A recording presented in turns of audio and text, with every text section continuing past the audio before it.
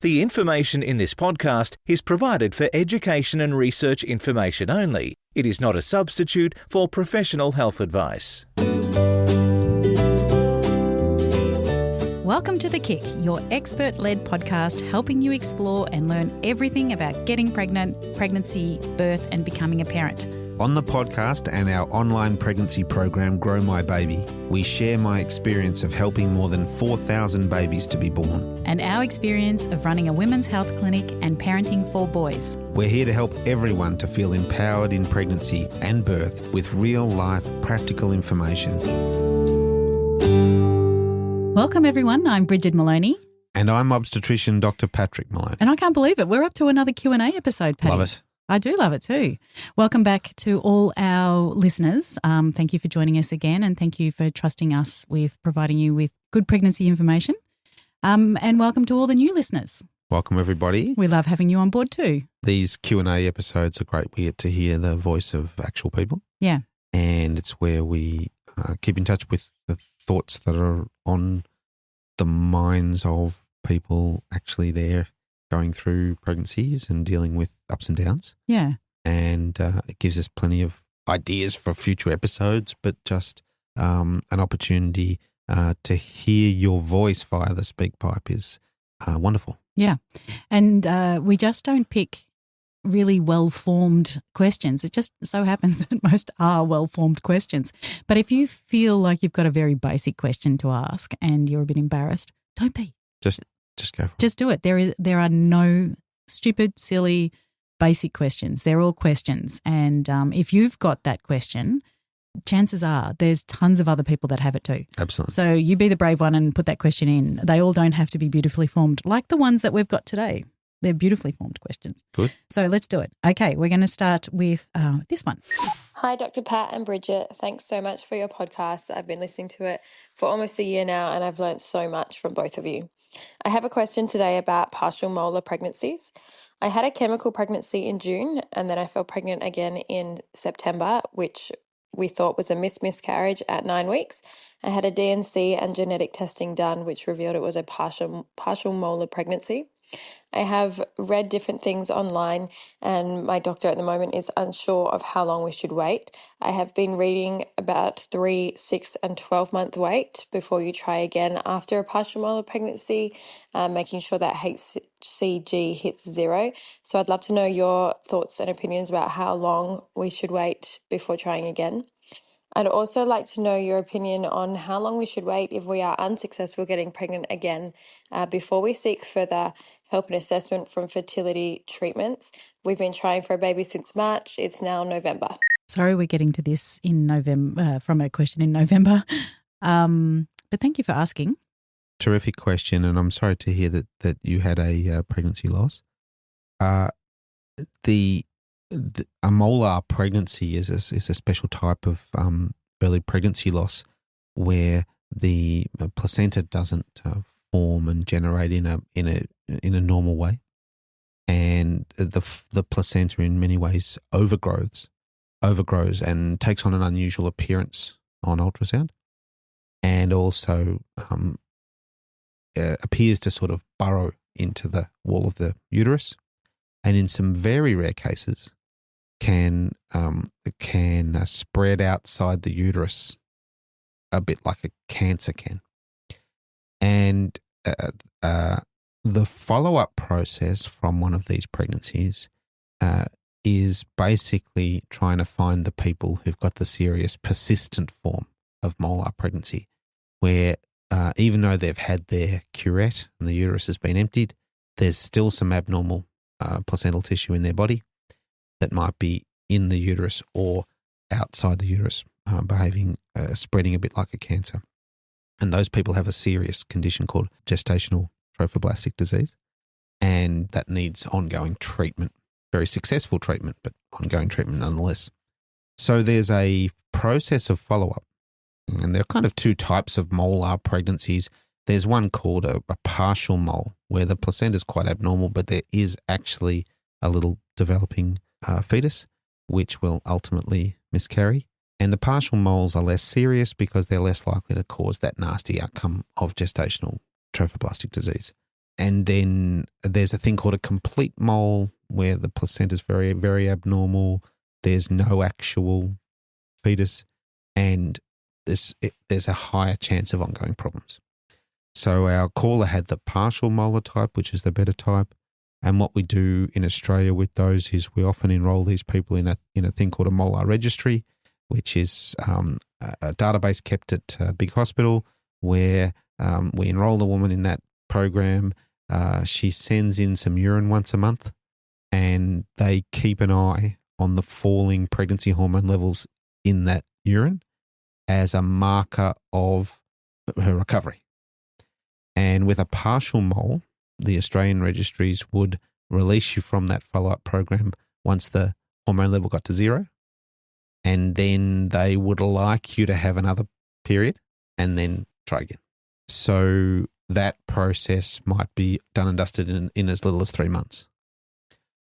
Longer time frames tend to apply to complete moles, because what we're really looking for in the complete mole situation is that if somebody gets pregnant again quickly, then it's very hard to tell whether their hormone level's going up because they've got a new pregnancy, or it's going up because they've got abnormal tissue left over from the previous one. Mm. And so there's a longer time frame that they want you to wait to be totally clear that you've got a clean slate before trying again. Mm. Did sound like this caller was on some sort of registry if they were checking her HCG levels frequently. So yeah, and sometimes that's done just by the woman's private obstetric care provider or by a registry in a hospital. Yeah. But for a partial mole in Australia, they would discharge you from the registry when you had your first negative number, as a negative test, and then recommend that you wait for a normal period. That tells you when the new day 1 is. Yeah. You'd expect to ovulate 2 weeks later. And I suppose that's why, in her Google research, there was differing answers, 3, 6, 12 months, because that actually isn't the answer. It's wait until the HCG levels and 0 and then and so there would be some people with a partial mole who it took much longer than 3 months. Yeah. Then the other part of the question was about trying again and how long it took to get pregnant the first time around and so forth. Now, that's a different question, obviously. Let's say, for example, the partial mole has entirely resolved and the couple were trying again and there were no residual issues from the previous pregnancy.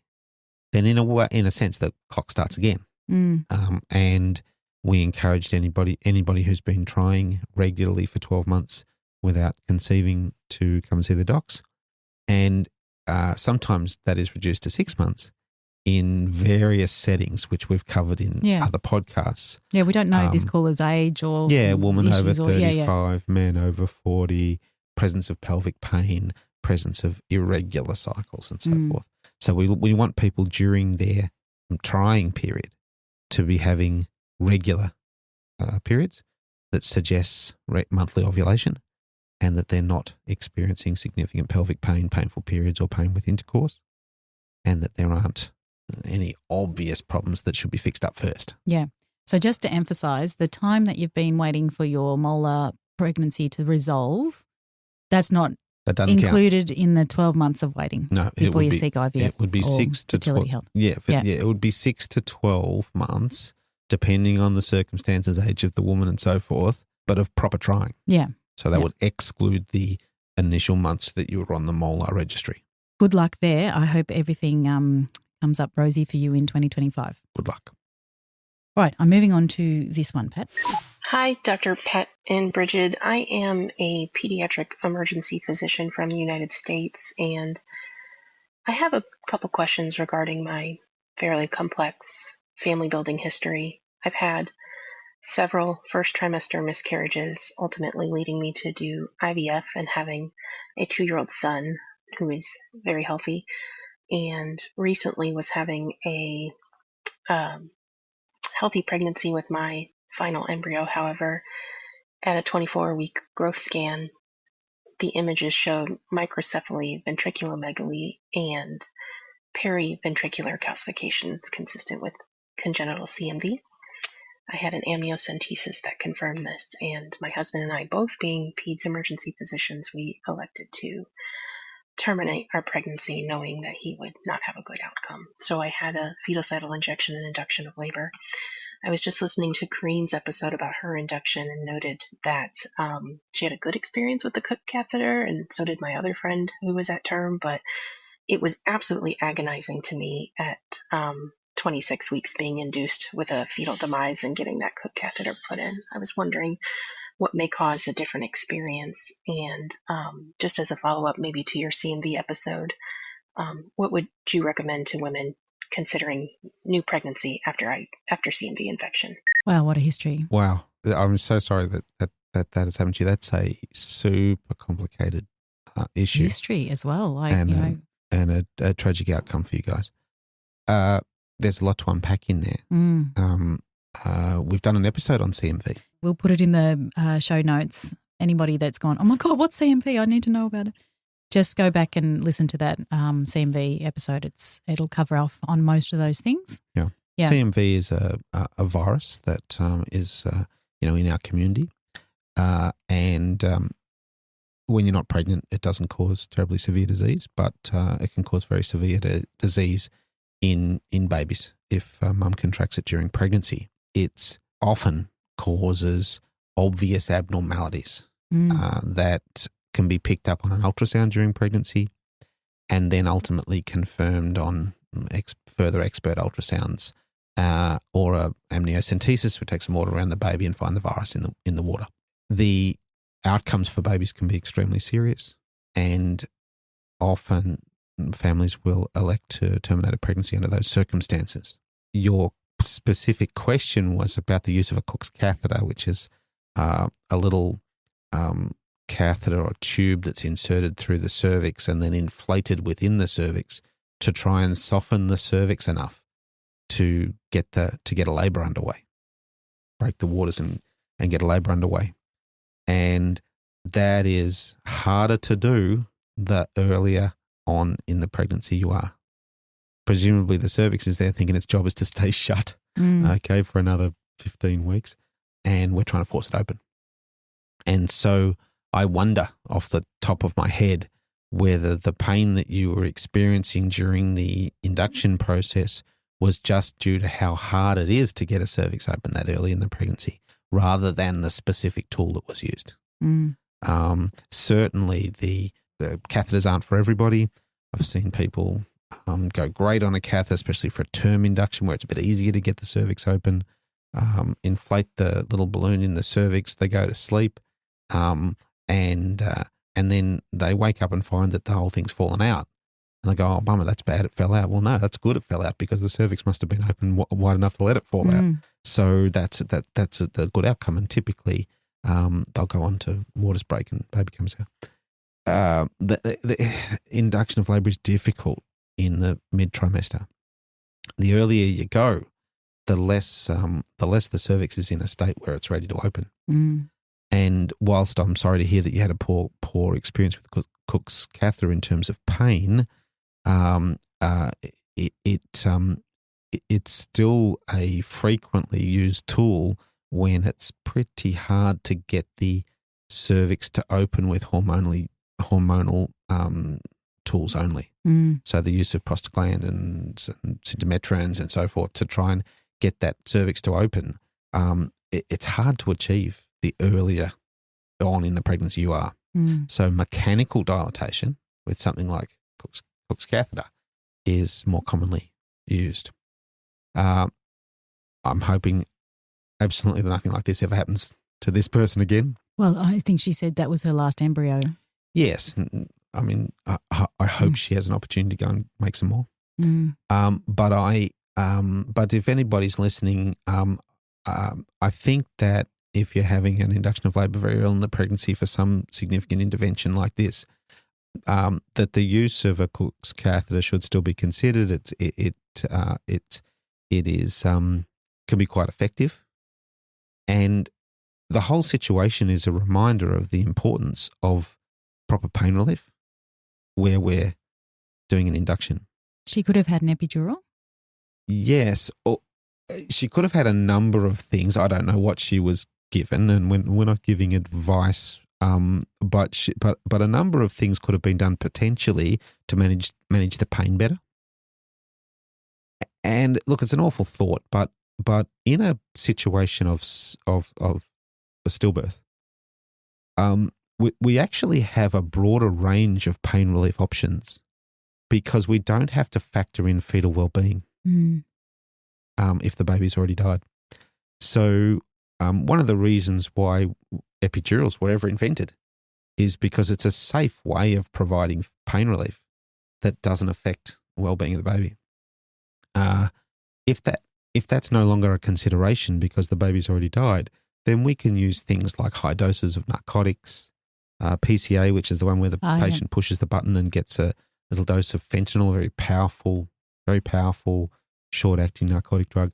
All sorts of things that we use to treat really super strong pain, for example, in someone who's just woken up from an operation, we can use when we don't have to take fetal well-being into consideration. Yeah. And enhance that very sort of traumatic event for the mother, enhance that experience as much as we possibly could. Yeah. So the team who'd looked after this woman, next time they do it, they might still use a Cook's catheter. It's still a good way of getting the cervix open this early. There are broader pain relief options for people where we don't have to worry about the effect of the pain relief on the baby. I've got so many questions about a medical termination. I wonder whether it warrants its own episode. I wonder if we're brave enough to do that episode. Yes, wonder if our listeners want to hear that because there'd be people out there that have had to go through this. Yes. And I don't know what resources are out there to help them. No, I think there's a lot to unpack there. I think in the world of pregnancy care, the need for second trimester termination of pregnancy, induction of labour is a reality. And various places around the world who are trying to limit women's rights to take up that treatment are doing so ignoring the fact that for some poor people, this is not a ethical dilemma from a textbook somewhere or a remote legal possibility. It's their actual life at the time. Yeah. Can we just finish with addressing her final question, which is if anyone has had a CMV, pregnancy, loss of baby, what are the recommendations for that person for subsequent That was babies? the last bit of the question. No, I don't know off the top of my head how long people are regularly recommended to wait, but there's certainly a wait. What I would be doing in this situation, if this was my patient, would be getting some advice from a maternal fetal medicine specialist. The super duper obstetricians that we had on. Yeah. Professor Joanne Sade. Joanne Sade came on, these are the pointy end questions that I'd be asking Jo Sade. I'd be saying, what's the evidence? Yeah. And what's the best advice? Now, this is something that I might come across once in 5 years, but she would come across every month. Yeah. Yeah. Yeah. All right. Good luck. Thank you for sharing your story with us. That was a big, tough time that you had, and our hearts go out to you. Here is our next caller. Hi, Dr. Pat and Brigid. When I was pregnant with my son, it was discovered at my 20-week scan that my cervix was short, which I knew a little bit about having listened to your podcast. From that point, I started progesterone, limited my exercise and stopped having intercourse. However, I went into spontaneous labour and my son was born at 30 weeks. So my question is, how will this affect a potential second pregnancy? I've discussed a cervical stitch with my obstetrician and wondering if there are typically good results with this. Thanks.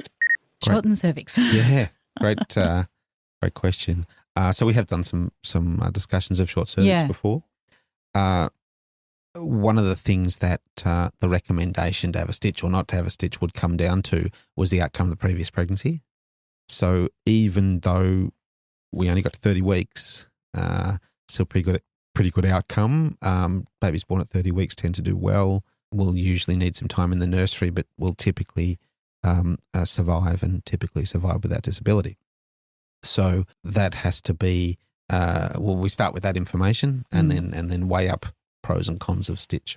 We also acknowledge that 10 weeks potentially in and out until they were at full term of NICU and special care nurseries and stuff, it must have been an incredible stress. Absolutely stressful and a tough situation, not taking away from that for a moment.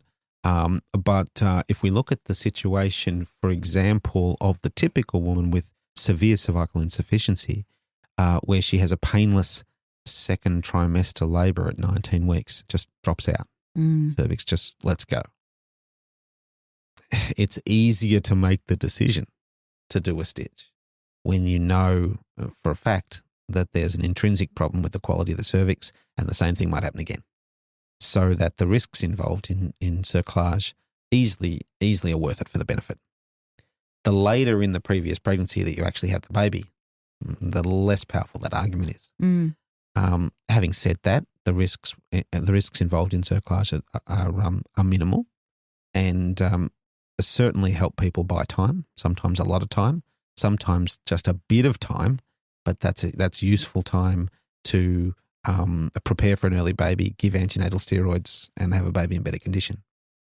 Is there any sort of data to sort of say whether someone who has had a baby early because of a shortened cervix, that they're likely to have another baby come early? Yeah, if you've had extreme prematurity, that's a risk factor for that happening again.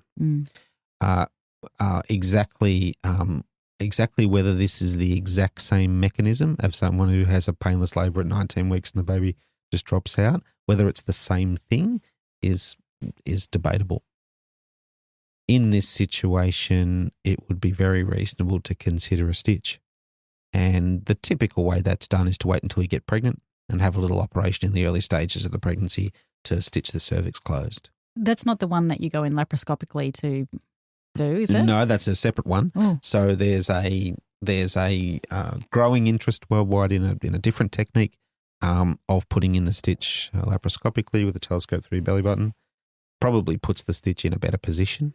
It probably works better. It has some drawbacks. The stitch is kind of stuck in there. Yeah, you have to have a cesarean. Have to have a Caesar, can't get it out. And so right now, give or take, the role for the laparoscopic cerclage is in people who've had the vaginal one didn't work. Is that normally what the progression is? You try the vaginal stitch? Yep. Works, doesn't work? See if that helps. Okay. Yeah.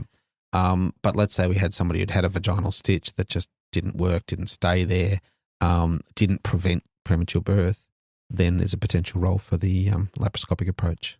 Why don't we do both at the same time? Well, that's what. Why not? Don't tend to do things that way. So this should definitely be on the table for discussion. Yeah. Yeah, for another pregnancy. And the situation that suggests that this was a case of insufficient cervix and not just a case of unrelated prem labour is that the cervix was determined to be short before the baby actually came. Yeah, before the labour came. Yeah. And that suggests a true case of cervical insufficiency rather than just a prem labour at 30 weeks that happened when the cervix was long and closed. Yeah. So good luck with the discussions you have with your team, but I strongly think that a plan formed before you're pregnant again is a good plan. Good luck with that. Moving on to this caller, Patty. Hi, Brigid and Dr. Pat. My name is Georgia. I'm pregnant. I just got my first big fat pea on a stick, so I'm about 4 or 5 weeks pregnant. I have 2 questions. One of them is about my body, and the second one is about my relationship with my mother. The first one's quick. It's I have a history of endo and have been told in scans that I have a retroverted uterus by 30 degrees. So I was just wondering how that affects my pregnancy. My second question involves my relationship with my mother and particularly her role once the baby is born. I'm a British expat in New Zealand, so there's quite a lot of physical distance between us. And I wouldn't say our relationship's strained, but she has consistently not respected my opinions and does not basically listen or respect what I have to say, and I'm very concerned about her role after baby and her pushing her agendas and what she thinks right. And I know that she'll want to be involved, but I'm very reluctant. So I'd be keen for any advice you have about involving her in this new aspect. Thanks. I like that two-parter because I might get involved. Yeah. You do the medical one. Yeah, okay. The issue was about an early pregnancy, so congratulations. Yeah, congratulations. History of endo, and he now 6 weeks pregnant. Congratulations. The retroverted uterus is something that would have been identified on an ultrasound performed as part of the workup of the endometriosis. Having a retroverted uterus is not abnormal in itself. Normally, if we imagine that at the top of the vagina there's the cervix and then the rest of the uterus, and normally more commonly, I should say, the uterus bends forward from the top of the vagina, and in a certain number of women it bends backwards.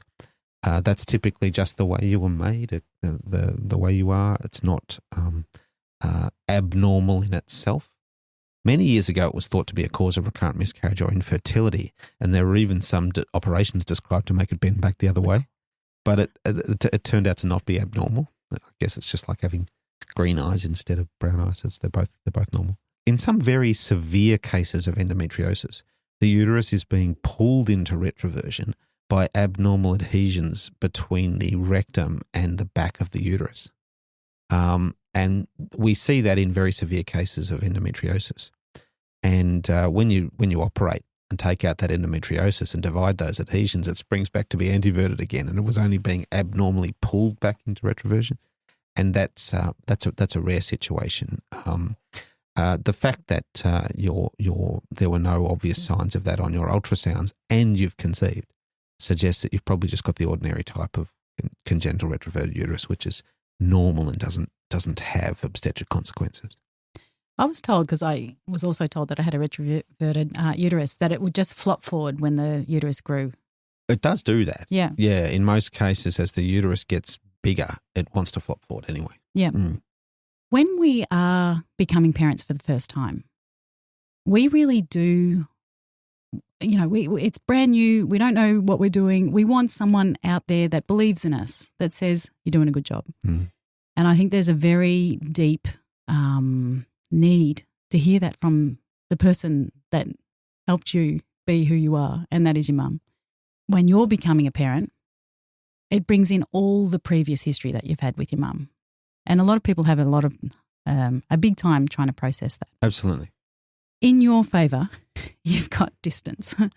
So if your mum's in Britain and you're in New Zealand, it's hard to imagine she'd be in your day-to-day life. Yeah, you might be able to manage that more easily. Yeah, you might be able to perhaps not communicate absolutely everything with her about what you're deciding.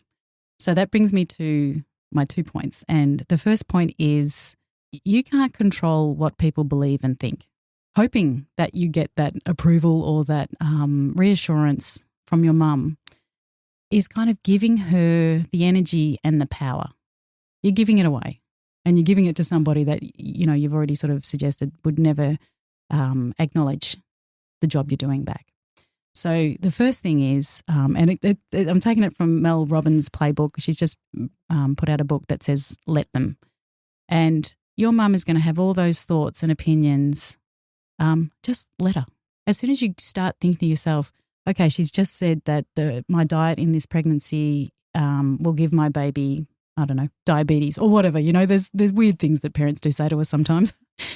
Just let her think that. The next stage of what I think is a good plan is to go to how are you taking personal responsibility in that relationship?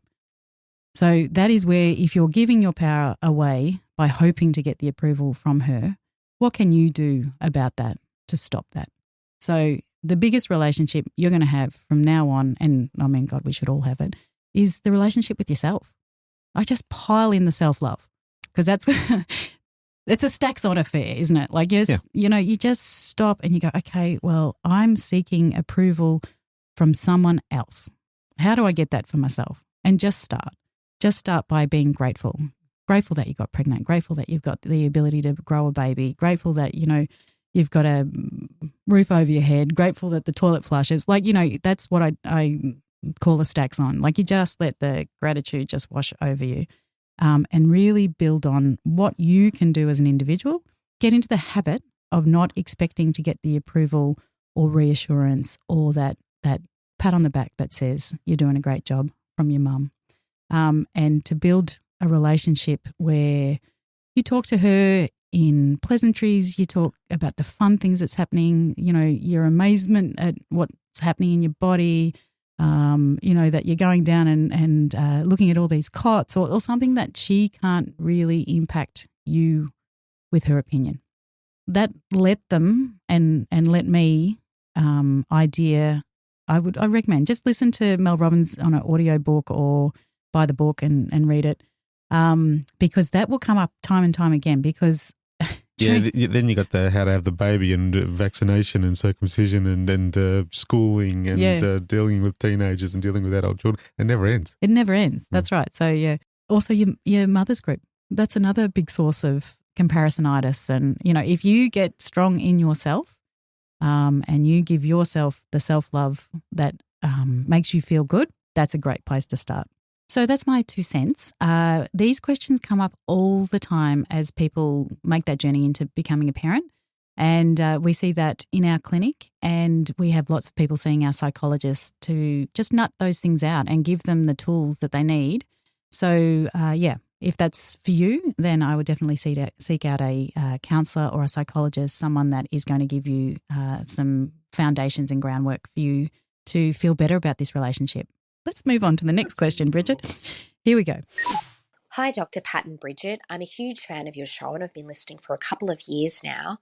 My question for you today is around weaning from breastfeeding during pregnancy.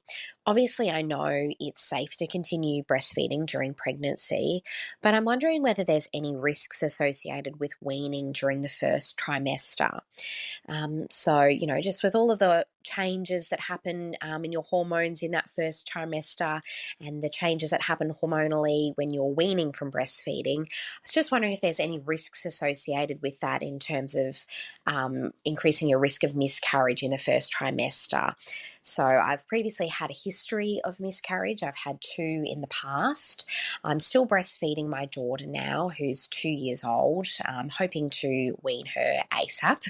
And for context, she's still probably having about 3 or 4 feeds. So I'm not just talking about dropping one last final feed per day. And I'm looking to get pregnant as well with my next baby. So I was just wondering if I were to fall pregnant and I was looking to wean her, would it be safe to do so in the first trimester, or would I be better off holding off until the second or third trimester, or trying to do a more gentle approach versus weaning more abruptly? Thanks, Pat and Brigid. Wow. What a great breastfeeding story. Yeah, she's 2 years. Wow. Going fantastic. I think it's really smart for this woman to be thinking where to from here. Yeah. Okay.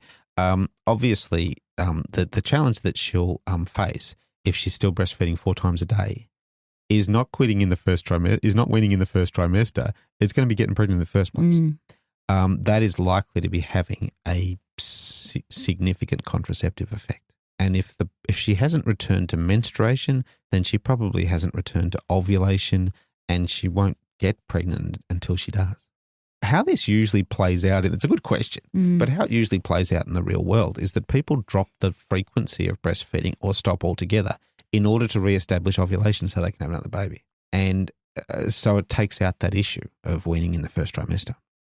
Having said that, some people get pregnant while they're breastfeeding, and it's quite possible, and for some people very joyous, to be breastfeeding all the way right up until into the subsequent pregnancy, if you're lucky enough to start ovulating and conceive again. There are no known risks, to the best of my knowledge, in doing that and in stopping in the first trimester. I don't believe there's any change in miscarriage rates in women who were lactating when they conceived versus not lactating when they conceived. And whilst it's true there are some hormonal changes, I don't believe they affect miscarriage rate.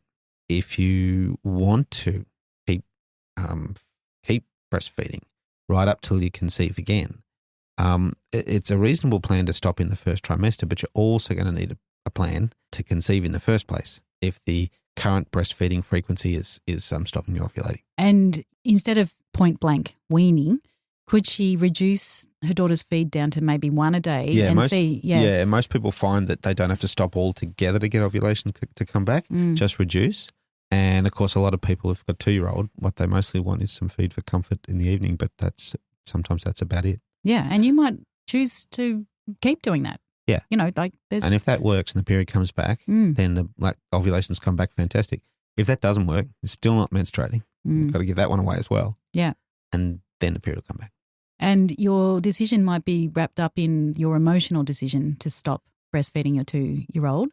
And you might think, well, actually, no, I like it. She likes it. We'll just keep going. Or you might think, no, next pregnancy, I'm going to use this as the impetus to stop feeding. Sure. They're things that you'll nut out. Yeah, absolutely. The way forward will become clear. But if you really, really, really want to be pregnant again and the current level of breastfeeding is stopping that happening, then you're going to stop breastfeeding if you really, really want to be pregnant again. Yeah. Yeah.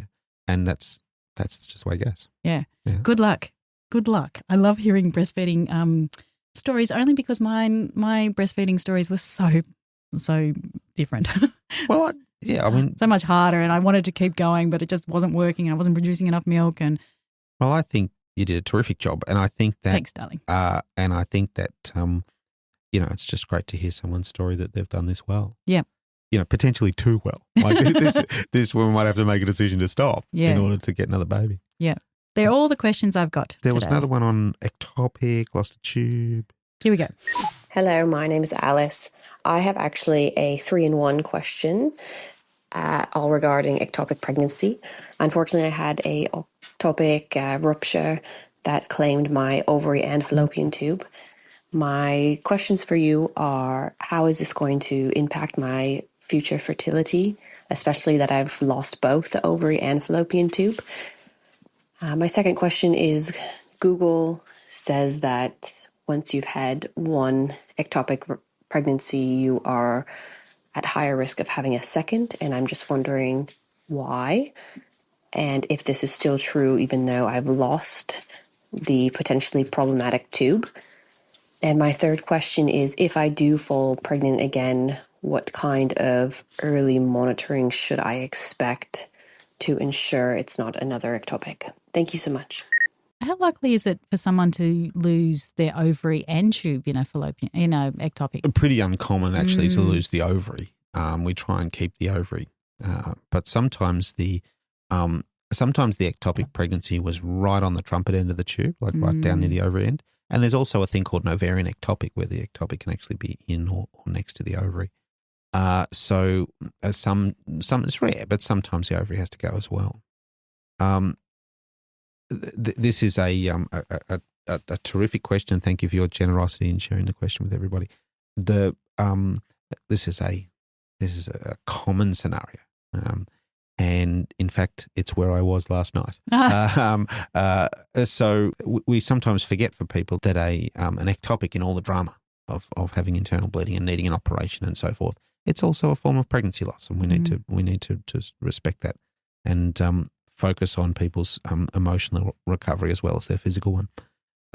To answer your questions, the loss of a tube or even an ovary, it has a surprisingly modest effect on subsequent fertility. So, for example, if a woman's still got both ovaries and has lost one tube, then it's possible to conceive no matter which ovary ovulates in the future months. So if the left tube is missing and the left ovary makes an egg, it's possible for the right tube to suck that egg right across the pelvis and down the right tube and into the uterus. And similarly, it might be easier if you ovulate on the right, but still possible to conceive if you ovulate on the left. And so you're going to have a modest drop in fertility, and certainly nothing like the 50% drop that sometimes people fear that they're going to experience when they've lost a tube. If you have lost an ovary, then the ovary on the other side that's still got the tube on that side will start to ovulate every month. Oh, wow. Yeah. I didn't know that. The ovulation seems to work that if one side says, I've got it, that sends a signal to the other side saying, don't bother, I've got this one. So if, in the absence of that signal, you'll start to ovulate every month from the one remaining ovary until you get too old to ovulate at all. And so there should be, again, just a very modest drop in fertility related to being missing one tube and even being missing one ovary. Why you're at higher risk, it's because the tubes may both be abnormal. Mm. And if we look at the causes of tubal disease, there's endometriosis and chlamydia, and then there's other reasons that we don't know why it happened. But when we look at scarring from past chlamydia or scarring from endometriosis, we know that that process, it's not just going to affect one tube; it's going to affect both and the function of both. So even though the diseased tube with the ectopic in has been removed, there may be a problem with the remaining tube. And when we take our photos down the laparoscope and say, oh, look, there's your other tube, it looks good, we can only see that tube from the outside. Inside the tube, where the egg's actually travelling, we don't actually know what the quality of that tube. So because scarring from chlamydia or scarring or problems from endometriosis may be present in the remaining tube, your chances of getting another ectopic are a little higher than the background community, than everybody else. Because of that, we take the second pregnancy very seriously, and just an early ultrasound is the answer. Okay, blood tests and home pregnancy tests are less useful because they don't tell you where the pregnancy is. They just tell you you're pregnant, and they would still be positive in an ectopic. So an early ultrasound, and what we would expect is that at 6, certainly by 6 weeks, and even by 5.5, if it's an intrauterine pregnancy in the right spot in the uterus, you would see a little sac there. No fetal pole yet, no baby yet, no heartbeat yet, but at least a little sac. And if we established at 5.5 weeks that the pregnancy was intrauterine, then we don't have to worry about ectopic anymore. If we've got a positive pregnancy test and no intrauterine sac by 6 weeks, we're starting to think maybe it's another ectopic, and we're doing some ultrasounds on the tube. Is that the problem? Watching very carefully, making sure that we're not developing another ectopic. And of course, even in 2025, even if we lost both tubes, these days we've still got recourse to IVF. Yeah. Which of course doesn't need the tubes, and in fact was one of the reasons why IVF was invented in the first place. Should this caller, Alice, love the name Alice, go back and have a tubal dye study? Yeah, not really commonly recommended. You could, and you might in an infertility situation, different to a recurrent loss situation. But if you have a test, a dye test or the bubble test, it shows that the tube is open, but it doesn't tell you that the tube is normal. Right. So you may still be prone to ectopic. Okay. Yeah. Great. No, a better plan is, the usual plan is just to try again and have an early scan to make sure that it's not another ectopic. All right, Pat, I think that's it. They're all the questions. We've as usual, high quality questions, terrific questions from lovely, generous people who have reached out and told their story. Yeah, I'm a bit mad at myself for putting that missing that one that was ended up being back in November, and she's not going to hear the answer until whenever. But it's just how the cookie crumbles. Sure. And I hope that if it's too late for you, it's helped other people that are in the same situation as you. So excellent. Thank you, everyone. We really appreciate you giving up your time to share with us, getting our information, and we love it when you send us DMs or pop your question on the speak pipe, which is found at our website, which is growmybaby.com.au. Thank you so much for sharing with friends. That helps to get our message out there to so many other people, and we know that this helps so many people. So thank you for your time and your effort as well. Thanks for listening, everybody. Have a great week. Bye for now.